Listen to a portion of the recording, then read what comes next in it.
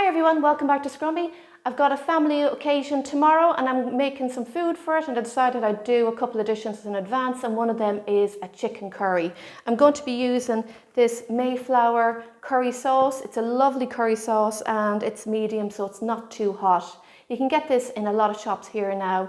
I've seen it in Dunn's, Tesco's, SuperValu. I usually buy it in B&M. It's a beautiful curry. Lots of people have said they've tried it and they love it. So first thing we're going to do is get yourself a big pan, saucepan, and we're going to heat some olive oil on it, a couple of tablespoons.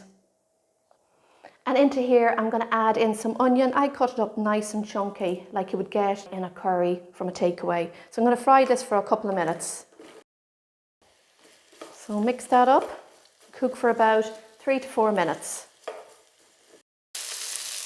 My onions have been cooking away, so I'm going to add in mushrooms. And we're going to cook these together for a couple of minutes. My mushroom and onion are done, so I'm going to just remove them from the pan.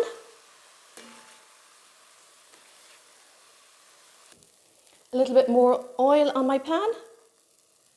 And I have my chicken here, and I've got about 800 grams of chicken breast, and I've chopped this up into nice sized chunks. Get it in there. I'm going to stir fry this now for about 3 to 4 minutes, and this will continue to cook in the curry sauce when I add this and the vegetables to it. So don't worry about not cooking the chicken enough. Alright, I'm happy with my chicken now. I'm going to remove it from the pan, and as I said, the chicken will cook further in the curry sauce because I'm going to cook it all together for about 10 to 15 minutes.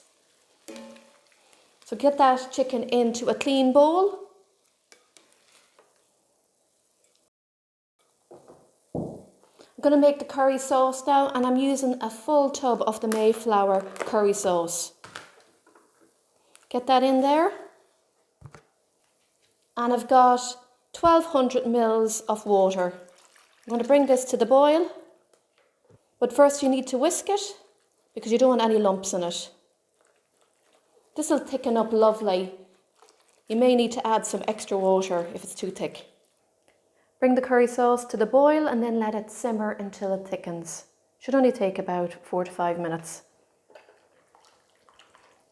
Just make sure to stir it often so it doesn't stick to the bottom.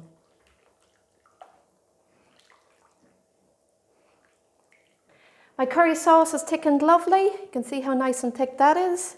That's the kind of consistency you want. All right. So we're going to add back in my onions and mushrooms. And my chicken as well, and any juices that's in there. I'm going to mix everything together. The curry looks beautiful. I'm going to let this simmer now for 10 minutes.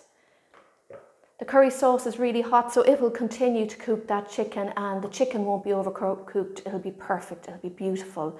You can add peas to this. Peas go lovely in it. About 5 minutes from the end of cooking. I'm not adding them today. I prefer to add them when I reheat this up tomorrow, just so the peas don't overcook.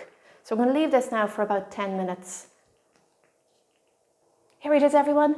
A beautiful Mayflower chicken curry, absolutely gorgeous. I've had a taste and it does taste beautiful. So what I'm going to do with this now, I'm going to let it cool down completely. Then I'm going to put it in a big storage box and place it in the fridge for tomorrow, and I'll reheat it, add my peas to it, and I'll make a big saucepan of rice. Just one tip when you're doing your rice, make sure to wash your rice well to remove the starch so you don't get a sticky rice.